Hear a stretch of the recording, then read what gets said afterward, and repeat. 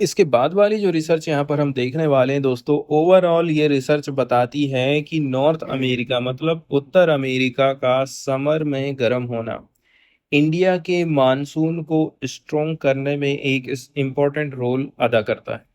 मतलब अमेरिका की गर्मी हमारी बारिश को बढ़ा सकती है, ऐसा इस स्टडी में हमको देखने को मिला है। कनेक्शन। साइंटिस्ट ने क्लाइमेट मॉडल का यूज करके ये खोज निकाली है। उन्होंने पाया है कि नॉर्थ अमेरिका जैसे कि यूनाइटेड स्टेट और कनाडा, साथ ही साथ साउथ एशिया जैसे कि इंडिया, पाकिस्तान, बांग्लादेश के मानसून रेनफॉल को स्ट्रॉन्ग करने में एक रोल अदा पैदा करते हैं। ये काम कैसे करता है? प्रोसेस स्टेप बाय स्टेप यदि हम समझें तो समर में क्या बोला जा रहा है, नॉर्थ अमेरिका बहुत गर्म होता है। ये गर्मी ग्लोबल एयर सर्कुलेशन मतलब दुनिया भर की हवा के फ्लो को बदल देती है, अल्टर करती है। ये चेंज दो चीजों से हो रही है। North Pacific high pressure system को बूस्ट करती है, मतलब मजबूत करती है। हेडले सर्कुलेशन एक बड़ा ग्लोबल हवा का साइकिल है, इसको शिफ्ट करती है, मतलब उसकी पोजीशन बदल देती है। इन दोनों चेंजेस का रिजल्ट ये होता है कि हवाएं जो एशिया की तरफ आ रही हैं वो ज्यादा नमी लेकर के आती हैं। ज्यादा नमी का मतलब है ज्यादा बारिश होगी। बात करें इस खोज की अहमियत की, सिग्निफिकेंस की, यदि हम चर्चा करते हैं दोस्तों, इस रिसर्च की सबसे बड़ी बात यह है कि इंडियन मानसून पर नॉर्थ अमेरिका के रोल का इतना इम्पोर्टेंस है, अभी तक हम लोग नहीं जान पाए थे। वो तिब्बत के रोल से भी ज्यादा है, आउटवेट है। मतलब ये है, आज तक हम समझते थे कि तिब्बत का प्लेटू की जो गर्मी है मानसून को ड्राइव करती है, जो अभी तक सोचते थे, लेकिन अब पता चल गया है कि नॉर्थ अमेरिका भी उतना ही ज्यादा या फिर उससे भी ज्यादा इम्पोर्टेंट प्लेयर है हमारे देश में बारिश लाने के लिए। अदर कॉन्टिनेंट की बात करें, दूसरे महाद्वीप की बात करें, ये इफेक्ट केवल नॉर्थ अमेरिका का ही है। साउथ अमेरिका, ऑस्ट्रेलिया और अंटार्कटिका जैसे कॉन्टिनेंट का इस प्रोसेस पर बहुत छोटा असर है, स्मॉलर इम्पोर्टेंट। यहाँ पर कुछ कुछ शब्दावली हमको देखने को मिली, जैसे कि हेडले सर्कुलेशन। ये एक ग्लोबल स्केल का हवा का साइकिल होता है जो कि इक्वेटर से पोल तक हीट पहुंचाने का काम करता है। तो दोस्तों, आज तारीख है 9 सितंबर 2025 और दिन है रविवार। रविवार के दिन दोस्तों द हिंदू में एडिटोरियल वाला हिस्सा नहीं रहता, इसलिए हम साइंस वाले सेक्शन के ऊपर आज ज़्यादा फोकस करने वाले हैं। सबसे पहली जो चर्चा हम करेंगे दोस्तों साइंस की, ये एक बड़ा टॉपिक है। मतलब द हिंदू का जो साइंस वाला पेज है उसमें ये काफ़ी बड़े पैमाने पर खबर छपी। इसका ओवरऑल सारांश समरी की यदि हम बात करें तो ये रिसर्च बताती है कि शायद जिंदगी का सबसे जरूरी पार्टनरशिप मतलब आरएनए, जो कि इंस्ट्रक्शन स्टोर करने का काम करता है। इसके अलावा प्रोटीन जो कि काम करते हैं। कैसे करके शुरू हुआ होगा, मतलब आरएनए और प्रोटीन की शुरुआत कैसे हो गई? साइंटिस्ट हमेशा से सोचते रहे हैं कि बिना एंजाइम्स मतलब जो खुद प्रोटीन्स होते हैं कि ये प्रोसेस शुरू कैसे हुई, मतलब बिना एंजाइम के ये प्रक्रिया कैसे हो सकती है। इस नए स्टडी ने दिखाया है कि ये शुरू हो सकता था अर्ली अर्थ के मामूली पॉन्ड्स या फ्रोजन पूल्स में, बर्फीली झीलों में, मतलब बरसाती झीलों में, या फिर तालाब में। अब इस पूरे आर्टिकल को यदि हमें समझना है दोस्तों, तो सबसे पहले इसमें जो साइंस की टर्म्स आई हैं इनको समझना बहुत ज्यादा जरूरी हो जाता है। जैसे कि बार बार ये साइंस की टर्म आएगी, जैसे कि आरएनए, जिसको राइबो न्यूक्लिक एसिड हम बोलते हैं। तो ये वाली जो साइंस की टर्म है, ये एक तरह का इंस्ट्रक्शन मैनुअल होता है, जिसको आप एक रेसिपी बुक बोल सकते हैं। ये कोशिका के अंदर, सेल के अंदर पाया जाता है। इसमें लिखा होता है कि बॉडी के लिए जरूरी प्रोटीन जैसे कि एंजाइम, मसल्स, बोन्स कैसे बनाएं। ये आरएनए से पता चलेगा। रियल लाइफ एग्जाम्पल की बात करें, मान लीजिए आपके पास एक लोगो सेट का मैनुअल है। उस मैनुअल में पिक्चर और स्टेप होते हैं कि कैसे अलग अलग लेगो पीस को जोड़ करके घर या फिर आप कार बनाओगे। आरएनए वही मैनुअल होता है। मतलब इससे हमें ये पता चलता है कि कोई भी काम कैसे करके होगा। इसके बाद आते हैं अमीनो एसिड। ये प्रोटीन के बिल्डिंग ब्लॉक होते हैं, जैसे लेगोस के छोटे छोटे पीस होते हैं। मतलब अब ये हमारे पास में छोटे छोटे पीस में मौजूद है। रियल लाइफ एग्जांपल की बात करें, प्रोटीन एक बड़ी लेगो की बनी हुई कार है और अमीनो एसिड उस कार को बनाने वाले अलग अलग रेंज के छोटे छोटे लेगो पीस होते हैं। अब हम बात कर लेते हैं दोस्तों प्रोटीन्स की। अमीनो एसिड से बनी हुई लंबी चेन को प्रोटीन कहते हैं। ये बॉडी के अंदर हर तरह का काम करती है। मसल बनाना है, फूड डाइजेस्ट करना है, बॉडी को डिफेंस प्रोवाइड करना है। रियल लाइफ में यदि आप बात करेंगे, जैसे अगर अमीनो एसिड छोटे छोटे पीस हैं तो प्रोटीन उन पीस से बनी एक पूरी कार है, घर या रोबोट है जो एक्चुअली में काम कर रही है। इसके बाद एंजाइम है। ये एक खास किस्म के प्रोटीन होते हैं जो बॉडी के अंदर केमिकल रिएक्शन को फास्ट या फिर कंट्रोल करने का काम करते हैं। उत्प्रेरक आप बोल सकते हैं। फिर आते हैं राइबोसोम। ये कोशिका के अंदर एक प्रोटीन फैक्ट्री या फिर मशीन होती है एंड ये आरएनए को पढ़ता है और अमीनो एसिड को जोड़कर उसके हिसाब से नए प्रोटीन बनाने का काम करता है। इसके बाद अमीनो एक्सिल थायोल्स है। स्पेशल हेल्पर मॉलिक्यूल के नाम से इसको जाना जाता है। ये वो स्पेशल केमिकल मॉलिक्यूल होते हैं जिनके बारे में इस रिसर्च में बताया गया है। ये बिना एंजाइम के खुद ही अमीनो एसिड को उठा करके आरएनए से चिपका देते हैं। इसके बाद पेप्टाइड्स के बारे में भी आपको यहाँ पर पढ़ना पड़ेगा। जब दो या दो से ज्यादा अमीनो एसिड आपस में जोड़े जाते हैं तो उसे पेप्टाइड कहते हैं। ये एक छोटे प्रोटीन या फिर प्रोटीन का हिस्सा होता है। इसके बाद थियोस्टर एंड थियोसाइट थियोसिट्स केमिकल स्विचेस जिसको बोला जाता है।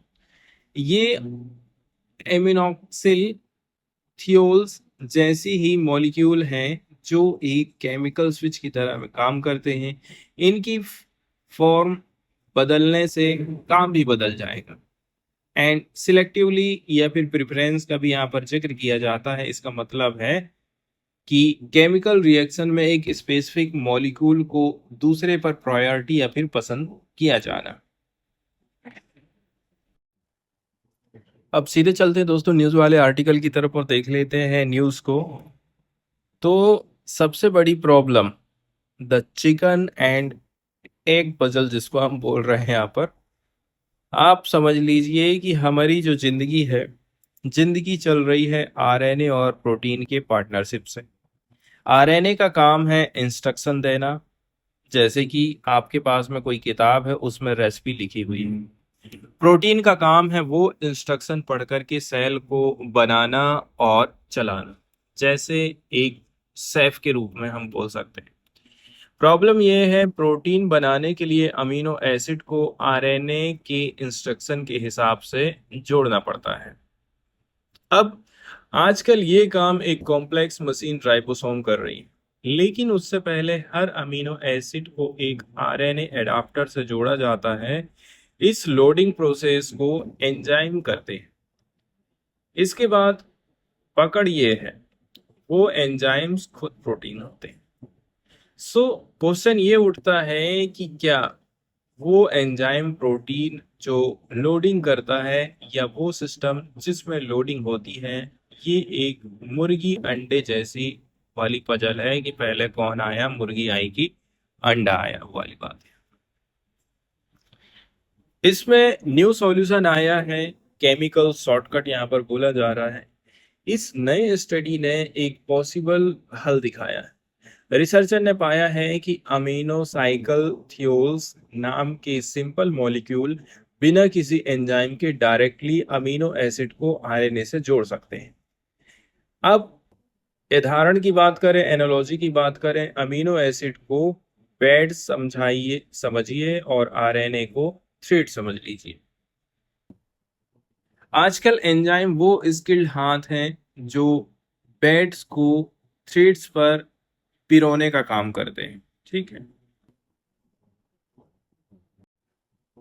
एग्जाम्पल देने का मतलब ये है कि अमीनो एसिड को आप मोती समझ लीजिए और आरएनए को समझ लीजिए आप धागा। आजकल एंजाइम्स वो स्किल्ड हाथ हो गए हैं जो मोती को धागा पर पिरोने का काम करती है।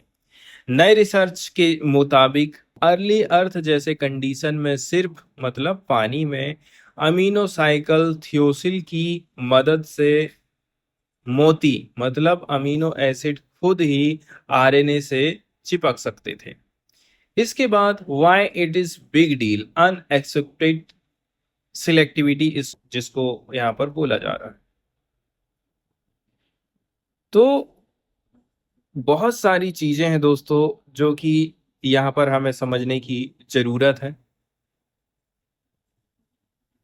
नया स्टडी ये बोलता है कि भाई सबसे शॉकिंग बात तो ये निकल करके सामने आ रही है, ये जो केमिकल रिएक्शन है मतलब आरएनए को प्रिफर करने वाली फेवर करने वाली दूसरे ज्यादा रिएक्टिव मॉलिक्यूल के ऊपर में हमको ये दिखाई दे रही है। मतलब कई और केमिकल मौजूद थे लेकिन इस रिएक्शन ने सिर्फ आरएनए को ही चूज किया है। ये काफी ज्यादा अनएक्सेप्टेड है। एक केमिस्ट ने बोला है कि ये रिमार्केबल है क्योंकि आरएनए नॉर्मली इतनी रिएक्टिव नहीं है, फिर भी इसने अपनी सॉरी फिर भी इसने पानी में ये रिएक्शन करके दिखाया है। इसके बाद सिग्निफिकेंस की यदि हम बात करते हैं, ये केमिस्ट्री इतनी सिंपल और मजबूत है कि दूसरी लैब भी इसे रिप्रोड्यूस कर सकती है। इसका मतलब यह है कि अमीनो साइकिल थियोल्स ने आरएनए को एक केमिकल एडवांटेज दिया है जिससे प्रोटीन सिंथेसिस के पहले कदम सॉरी मतलब प्रोटीन सिंथेसिस के पहले कदम पड़े होंगे। मतलब प्रोटीन सिंथेसिस की यहाँ पर हम शुरुआत की बात कर रहे हैं। ये डिस्कवरी बहुत ज़्यादा इम्पोर्टेंट है क्योंकि ये जिंदगी के दो अलग अलग बिल्डिंग ब्लॉक मतलब आरएनए और अमीनो एसिड को आपस में डायरेक्टली जोड़ती है बिना किसी बीच के केमिकल रिएक्शन के। पहले लोग अलग अलग पढ़ते थे कि पेप्टाइड कैसे बने, आरएनए कैसे बना, कभी नहीं सोचा था कि वो आपस में कैसे बात करते होंगे। अब पता चला कि वो डायरेक्ट बात कर सकते हैं।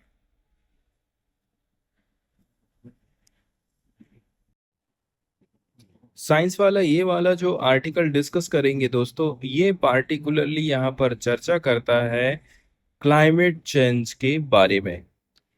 ये रिपोर्ट एक नए साइंटिफिक स्टडी के बारे में है जो कहती है कि दुनिया अंदर जितना CO2 स्टोर करने की कैपेसिटी है मतलब दुनिया की जितनी कैपेसिटी की हम सोच रखे हैं कि आने वाले टाइम पीरियड में हम उतना ही क्या करेंगे, उत्सर्जन करेंगे जितना कि हमारी धरती एब्जॉर्ब कर सके।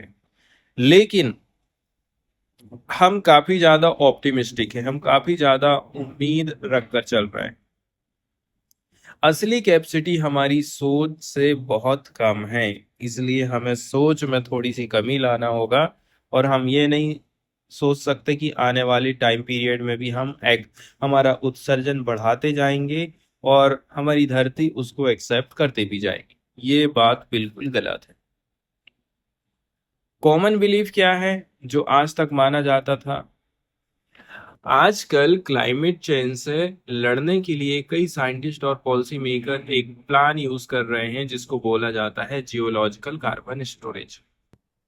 ये प्लान क्या है? इसमें फैक्ट्री, पावर प्लांट या डायरेक्टली हवा से CO2 पकड़ा जाता है।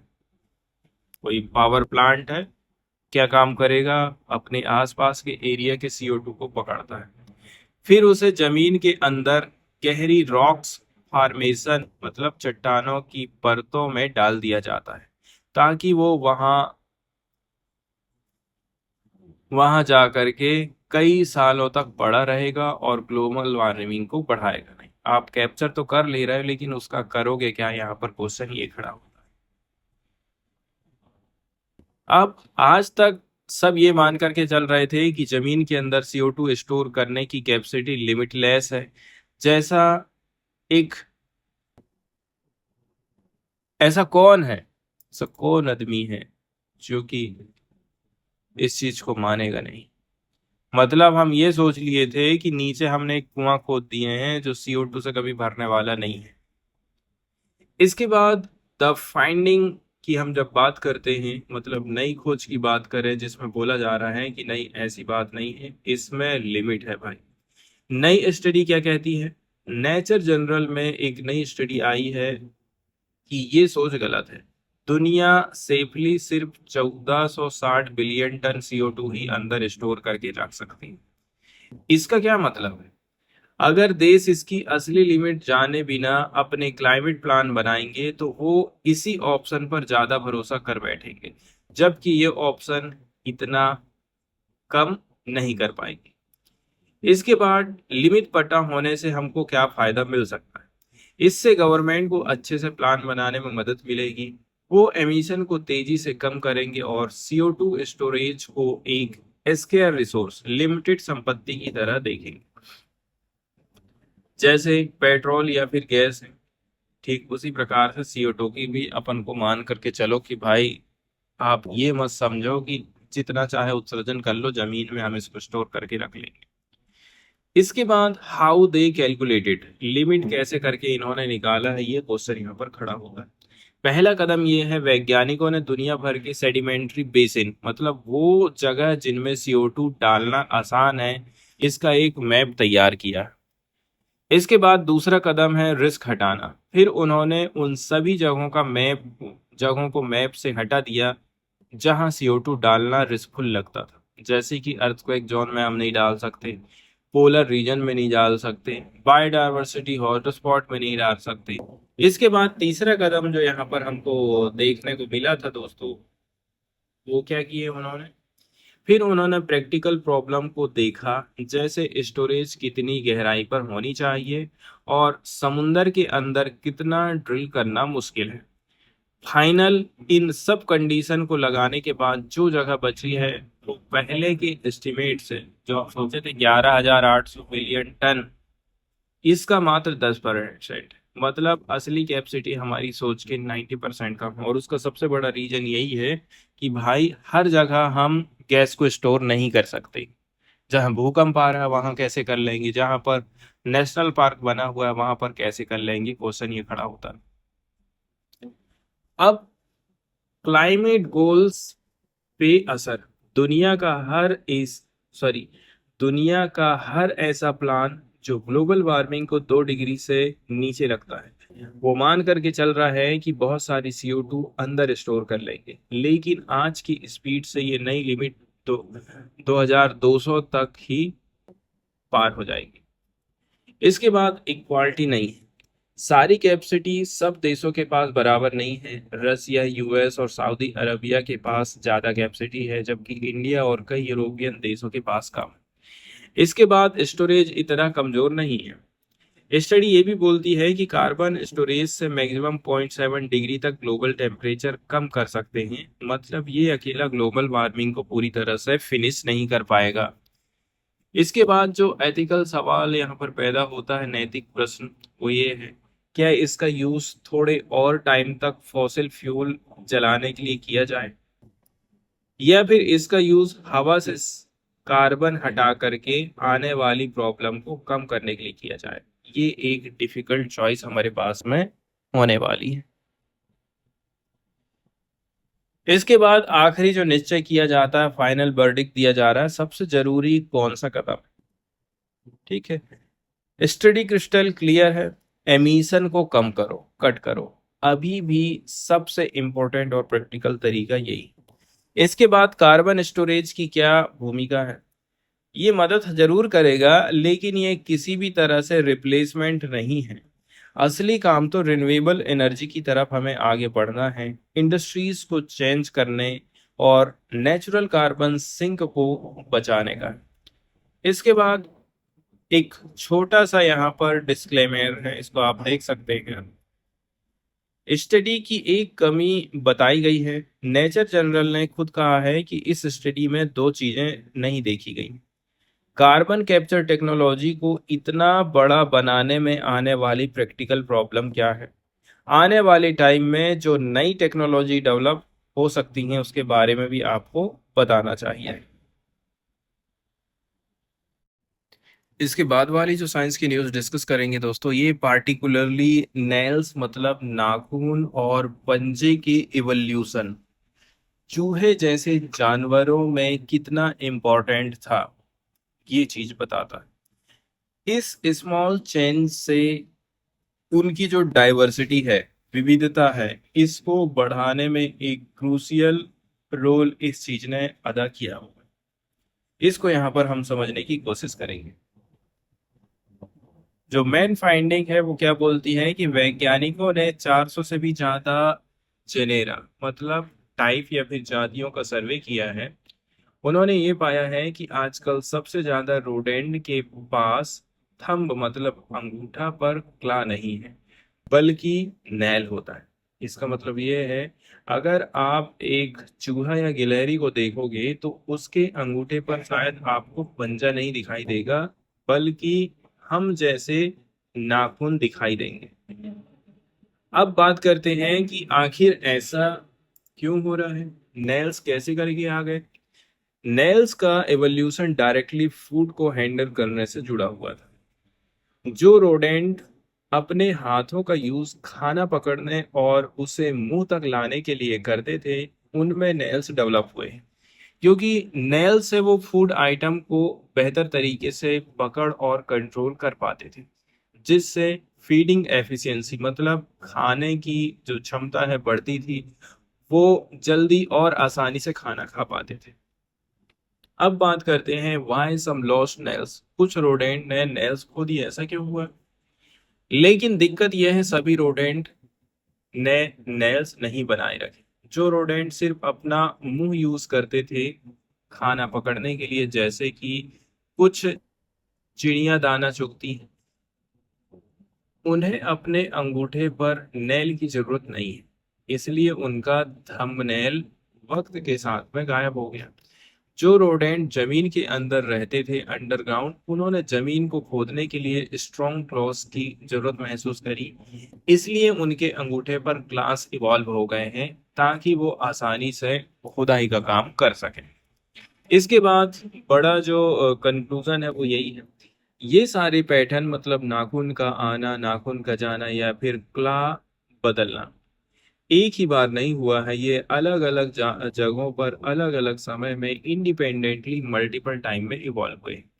फाइनल कंक्लूजन ये है, रिसर्च से पता चलता है कि थंबनेल को बेकार रेमिनेंट मतलब बेकार बचा हुआ हिस्सा आप नहीं कह सकते हैं, जैसे अपेंडिक्स होती है, बल्कि ये एक एडाप्टेशन था जो रोडेंट को बेहतर तरीके से खाना खाने और सरवाइव करने में मदद करता था। इस छोटी सी चीज ने रोडेंट को दुनिया भर में इतना सक्सेसफुल बनाने में काफी ज्यादा हेल्प करी है। नेक्स्ट वाला जो साइंस का आर्टिकल यहाँ पर हम डिस्कस करने वाले हैं दोस्तों, ये पार्टिकुलरली हमें बताता है कि फरवरी 2023 में तुर्की में आए भयानक अर्थक्वेक का असर 1000 किलोमीटर दूर तक की इलाके तक पहुंचा। मतलब तुर्की की जमीन हिलने से कैस्पियन सी के आसपास की जमीन भी हिल उठी। मुख्य खोज की बात करें, फरवरी 2023 में टर्की में जो बड़े अर्थक्वेक आए, उनकी वाइब्रेशन कंपन इसने 1000 किलोमीटर दूर स्थित वेस्ट कैस्पियन रीजन को डिस्टर्ब कर दिया। ये अर्थक्वेक इतने ज्यादा पावरफुल थे कि उनकी एनर्जी ने इतनी दूर की जमीन को भी हिला दिया था, जैसे किसी तालाब में पत्थर फेंकने से दूर तक उसकी लहरें बनती हैं। अब बात करते हैं वैज्ञानिक लोगों ने इस चीज का कैसे मेजरमेंट किया। साइंटिस्ट लोगों ने इस इफेक्ट को मेजर करने के लिए 3 पावरफुल टूल का यूज किया था। पहले नंबर की बात है सैटेलाइट रडार। सैटेलाइट से भेजी गई रडार वेव से जमीन की एग्जैक्ट पोजीशन और शेप में आए बदलाव को हमें देखने को मिला। सरकार ने जीपीएस डेटा का भी इस्तेमाल किया। जमीन पर लगे जीपीएस इंस्ट्रूमेंट से प्रिसाइज मेजरमेंट्स भी किए गए। इसके अलावा सीज्मिक डेटा की बात करें, भूकंप रिकॉर्ड करने वाले सेंसर का डेटा देखा। इन टूल की मदद से उन्होंने क्या देखा, 56 मड वॉल्केनोस मतलब कीचड़ वाले ज्वालामुखी या तो फूट पड़े या उनकी शेप बदल गई थी, डिफॉर्मेशन हो गया। इसके अलावा 7 फॉल्ट्स मतलब जमीन के अंदर क्रैक भी साइलेंटली फिसल गई थी, स्लिप हो गई। अब साइलेंट एनर्जी रिलीज की बात करें, मतलब चुपचाप एनर्जी का रिलीज होना। जो 7 फॉल्ट्स फिसली थी वो साइलेंटली फिसली हुई, मतलब बिना कोई बड़ा भूकंप आए। लेकिन इस साइलेंट स्लिपिंग ने इतनी एनर्जी रिलीज कर दी थी जितनी की एक मैग्नीट्यूड 6.1 वाला अर्थक्वेक आने पर रिलीज होती है। इसके बाद पॉसिबल रीजन की बात जब हम करते हैं, वैज्ञानिकों ने एक और इम्पोर्टेंट बात नोटिस करी है कि ये सब अफेक्टेड एरियाज हाइड्रोकार्बन फील्ड मतलब जैसे पेट्रोल और नेचुरल गैस के जो फील्ड हैं इसके बहुत करीब थे, जहां पर कुआं है पेट्रोल डीजल वाला। इससे ये सजेशन मिलता है कि जमीन के अंदर मौजूद फ्लड जैसे कि पानी, गैस, पेट्रोल और फॉल्ट के बिहेवियर के बीच में कोई ना कोई लिंक है। सिंपल भाषा में बोला जाए, जमीन के अंदर पेट्रोल, गैस या पानी फॉल्ट्स को चिकना बना देता होगा, जिसकी वजह से वो आसानी से और साइलेंटली फिसल जाती होंगी, जैसे तेल लगने से मशीन का पार्ट आसानी से फिसलता है।